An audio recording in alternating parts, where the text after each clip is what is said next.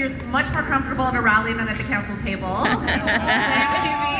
So this feels like coming home. Thank you so much. It's so exciting to see citizens standing up against the Doug Ford government and against this terrible bill that is going to do so much to strip the city of the revenue that we need to build communities. Our job is to build communities, not just homes.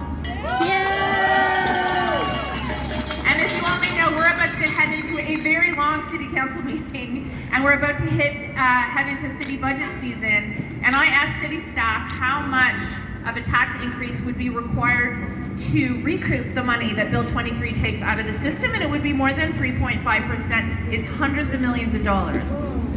Yeah. And so you've all talked about how Bill 23 limits our ability to build the affordable housing that we need, but it also limits our revenue for all of the other services that residents rely on. You know, the other night was swimming lesson registration, and the lessons at Plant Pool in my neighborhood filled up in 3 minutes because there's just not enough services for people.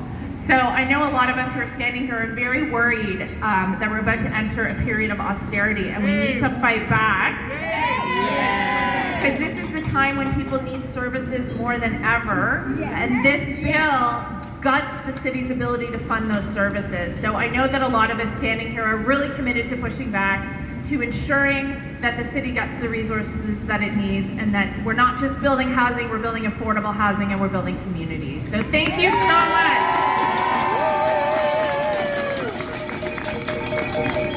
Good morning, my beautiful and bold fellow citizens. Can you hear me? More importantly, whether you can hear me, do you think that Doug Ford and Steve Clark can hear you? I think they can, but can they? All right. Like my fellow councillor said, we've got a pretty important meeting in a minute, so I'm going to be really brief, and then we're all going to go back in and fight for you for a better city. So I'm going to be really quick. I'm going to tell you what I believe. I believe that I have one mission during my time as councillor in the city that I hope can one day be as good as I believe it can be. If our city's population is to grow at the scale that we've been told it will grow, then I must help guide that growth in a manner that is sustainable, affordable, forward-thinking, and above all, just. Bill 23 makes that harder, not easier.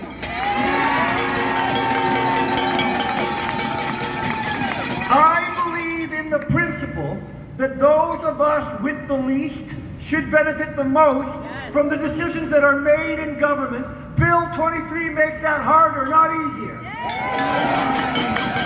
I believe that all of us here, and of all of us here, share these beliefs and are passionate about these beliefs. And I believe that when we are passionate and when we are united over a mission, that is when we are most effective.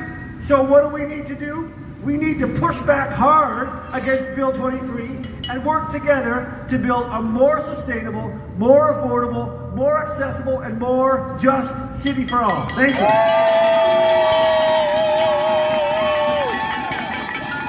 Let me just say how nice it is to have these new city councillors elected sitting at the table. It's so good to have friends around this table. There's a lot more of them like that too. I just want to say one quick thing. It's been a terrible time in Ontario with this government. We've been seeing them do more than just Bill 23. We've been seeing them expand our sprawl unilaterally with no consultation, eliminating our wetland protections, eliminating our conservation authority protections, not moving quick enough on urban density like they say they want to do. We are the ones who are doing that through our comprehensive zoning bylaw review, not the Ford government. And there's a word for what's happening in Ontario right now. These large developers donating to the Ford government and then getting this land unilaterally, buying it a few months before and having it increase in value 10 times. There's a word that's for what's happening here in Ontario. And that word is corruption. This is a corrupt government. And I am so happy to see MPP Joel Harden here, because you know what? When we push back, we know that people power can overpower this government. We've seen it before. When those teachers and education workers went on the street, they backed down. So do not stop. Do not stop pushing right now. They are going to back down. This government's going to back down with people power. Thank you for being here. I'll be honest, I wasn't prepared to speak, but when I think about this, I think, what about affordable housing? That's my biggest concern. People cannot afford to have a home. And we're seeing homelessness grow. This isn't going to help. I'm very concerned. If they really wanted to work with municipalities, why did they put a bill out the day after the election, and when we couldn't even talk about it during the campaign? I thought that was pretty sneaky, and it didn't show good faith. So I'm very concerned. My other concern is, as the liaison for women and gender equity, I'm concerned about all the homeless women out there, all those families out there that don't have homes and are struggling. We hear about it. We hear about it in our offices. People calling us. It's not right.